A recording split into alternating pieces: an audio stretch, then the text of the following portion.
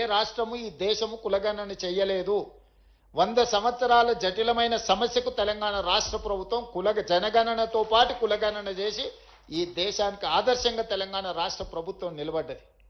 40 సంవత్సరాల నుంచి మాదిగ ఉపకులాల వర్గీకరణ మీద ఎన్నో పోరాటాలు జరిగి సుప్రీంకోర్టు ఆదేశాలు ఇచ్చిన అమలు జరగకపోతే ఏబిసిడి వర్గీకరణ మాదిగ ఉపకులాలలో అమలు చేసి తెలంగాణ రాష్ట్రం దేశానికి నెంబర్ 1గా నిలబడ్డది. ఇవన్నీ కూడా మన సక్సెస్ స్టోరీస్. అంటే సంక్షేమం ఇల్లో పెన్షనో లేకపోతే స్కూల్ ఫీజులో ఇవే కాదు, సామాజిక రుగ్మతలైన సమస్యల్ని మనం పరిష్కరించినము, వర్గీకరణ చేసినాము, కులగణన చేసినాము. 42% బీసీలకు స్థానిక సంస్థలలో మనం రిజర్వేషన్లు ఇస్తామంటే సర్పంచులలో 49.83% సర్పంచులను చేసినాము.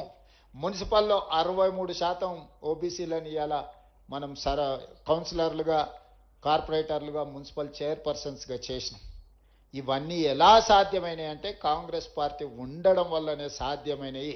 ఇంత గొప్ప ప్రణాళికలు అమలు చేస్తున్న కాంగ్రెస్ పార్టీకి మీరు జిల్లా పార్టీ అధ్యక్షులుగా బాధ్యత తీసుకున్నారు. ఇది అత్యంత కీలకమైన బాధ్యత.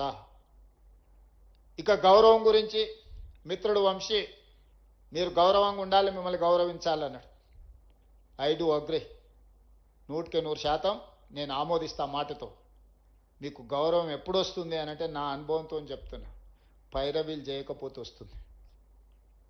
అంశాల పట్ల స్పష్టంగా మీరు మాట్లాడితే మీ గౌరవం మీకు నిలబడుతుంది. మీరు చిన్న పైరవీలు వెనకాల తిరిగినారు అనుకో, మీరు జిల్లా పార్టీ అధ్యక్షులుగా కాకుండా పైరవకారులుగా మీకు ఎప్పుడైతే ముద్ర పడుతుందో అప్పుడు మీరు అందరికీ చులుకైన లోకు అవుతారు. Obligations are obliged. ప్రజా సమస్యల్ని మీరు ఎమ్మెల్యేలకు కానీ, ఎంపీలకు కానీ, మంత్రులకు కానీ, ముఖ్యమంత్రికి కూడా తీసుకొచ్చి చెప్పి పరిష్కరించవచ్చు. అవి ప్రజా సమస్యల పరిష్కారంగా ఉండాలి తప్ప పైరవీలుగా కనిపించకూడదు. మీరు పైరవీలకు ఎప్పుడైతే జిల్లా పార్టీ అధ్యక్షులు దూరంగా ఉంటారో గౌరవం అదే నడుచుకుంటూ వస్తుంది. మీకు గౌరవం ఎక్కడికి పోదు. గౌరవం ఆటోమేటిక్గా మీరు పైరవీలు మానేసి ప్రజా సమస్యల్ని ప్రస్తావించి ప్రజా సమస్యల్ని ప్రభుత్వం దృష్టికి తీసుకొచ్చి ఉన్నతాధికారుల దృష్టికి తీసుకొచ్చినప్పుడు ఆటోమేటిక్గా మీరు వస్తే ఎవరైనా మిమ్మల్ని గౌరవిస్తారు, మీకు మర్యాద ఇస్తారు, మీరు చెప్పింది చేస్తారు. ఎప్పుడైతే మీరు చిన్న పైరవీల వెనకాల మీరు మొదలు పెట్టినరో ఏముందిలే నిలబడతాడు, ఏముందిలే ఆయన వస్తే రోజు ఎదురేగుతామా, ఇట్లాంటి చీత్కారాలు వస్తాయి. కాబట్టి ప్రజా సమస్యలను పరిష్కరించడం వేరు, సొంతంగా కొన్ని పైరవీలు చేయాలన్న ఆలోచన వేరు. ఈ రెండింటికున్న ఒక థిన్ లైన్ మీరు అర్థం చేసుకుంటే ఆటోమేటిక్గా అప్పుడప్పుడు మన గ్రామాలలో కొంతమందిని చూడంగానే వాళ్ళతో మాట్లాడి పంపిస్తాం.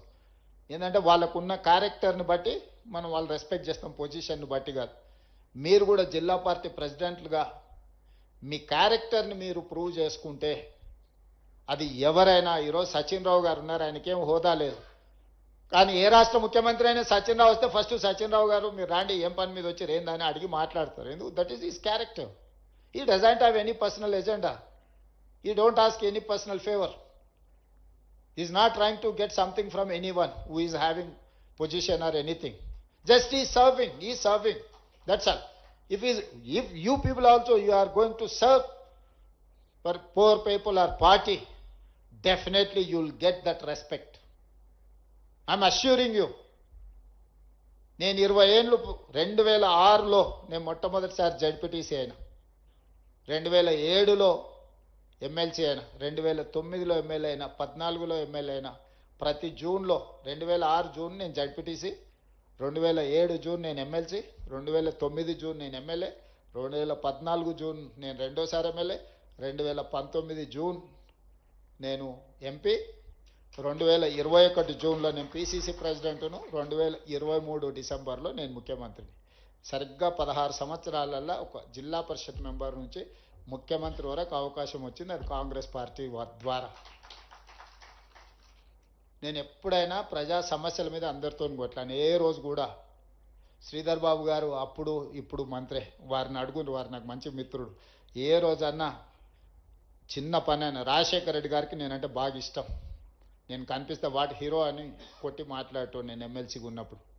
ఏ రోజు కూడా వారితో నాకున్న ఇంటిమసిలా ఏ రోజు పర్సనల్ ఫేవర్ అడగలే. నా కౌన్సిల్ స్పీచెస్ తీసుకోండి, ఎందుకంటే వారు అప్పుడు నేను బడ్జెట్లో ఫస్ట్ బడ్జెట్ వారు రెండోసారి ప్రభుత్వం వచ్చినాక నేను మాట్లాడింది ఉంటుంది. యూట్యూబ్లో మీకు ఎక్కడన్నా ఉండొచ్చు, చూడండి. రాజశేఖర రెడ్డి గారు ముఖ్యమంత్రిగా లేచి ఎంత గౌరవంగా రిప్లై చేసిండ్రు.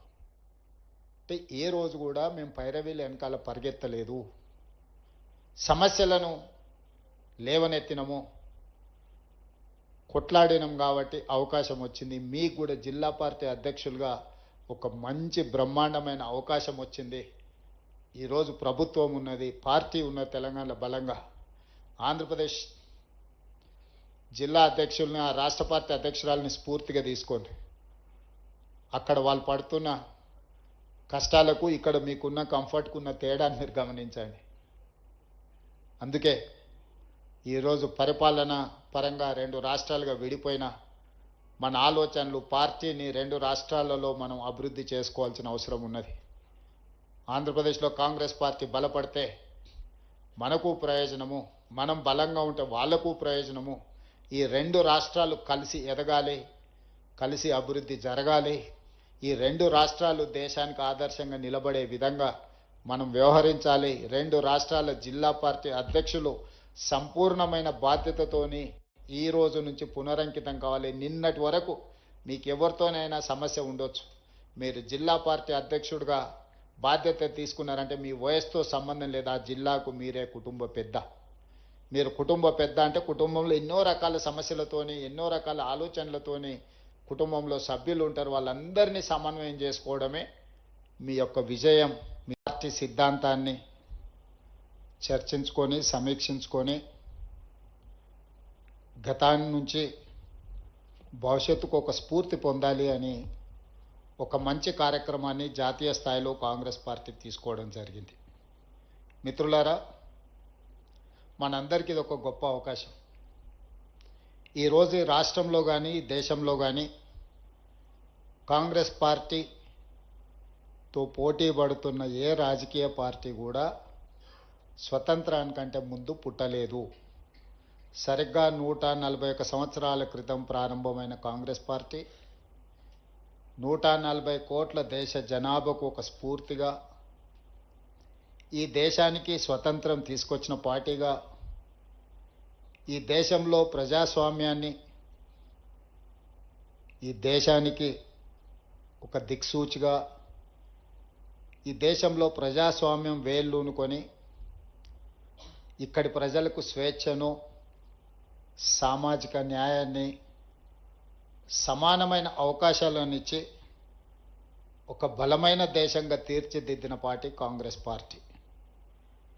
ఈ దేశంలో కాంగ్రెస్ పార్టీతో పాటు 100 సంవత్సరాల చరిత్ర కలిగిన పార్టీ ఏదైనా ఉందంటే సిపిఐ పార్టీ ఒకటి ఉన్నది. మిగతా అన్నీ కూడా మనము తెచ్చిన స్వతంత్రము, మనము ఇచ్చిన రాజ్యాంగము, మనం ఈ దేశాన్ని బలోపేతం చేస్తే ఆ అవకాశాన్ని అందిపుచ్చుకొని రాజకీయ పార్టీలుగా ఏర్పడి ఈరోజు కాంగ్రెస్ ముక్త్ భారత్ అనే స్లోగన్ తీసుకొని ఈ దేశానికి ఒక ప్రమాదకరమైన పార్టీలుగా తయారవుతున్నాయి. అట్లాంటి కీలకమైన సందర్భంలో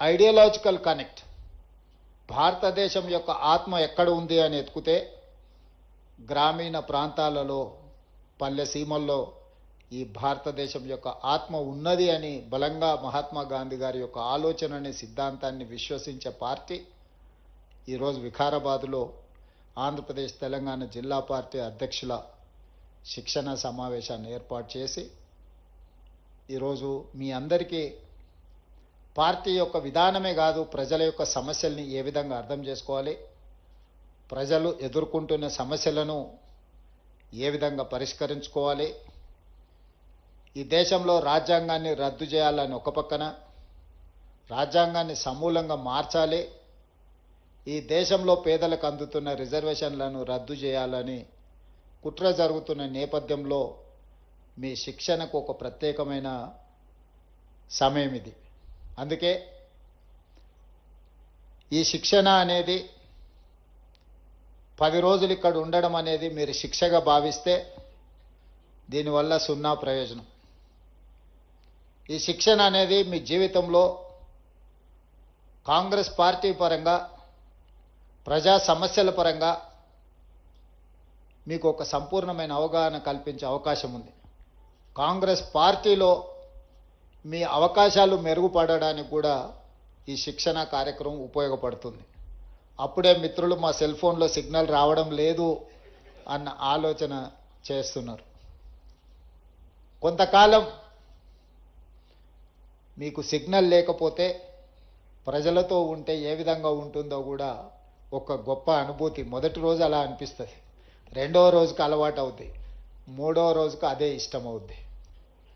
కాబట్టి మీరందరూ, మనమందరం, ఈ వేదిక మీద ఉన్నోళ్ళు ఎవరైనా, ఎవరికి వారసత్వంగా హోదాలు రాలేదు, వారసత్వంగా హోదా రావడానికి అవకాశం ఉన్న వైఎస్ షర్మిల గారి వేదిక మీద ఉన్నారు. కానీ వారసత్వంగా వారేది తీసుకోలేదు. మీరు ఒక్కసారి ఆలోచన చేయండి. మోతీలాల్ నెహ్రూ గారు వేల కోట్ల రూపాయల ఆస్తులను దేశానికి, జాతికి అంకితం చేశారు. పండిట్ జవహర్లాల్ నెహ్రూ గారు దేశ స్వతంత్ర పోరాటంలో 10 సంవత్సరాలు జైలు శిక్ష అనుభవించారు. శ్రీమతి ఇందిరాగాంధీ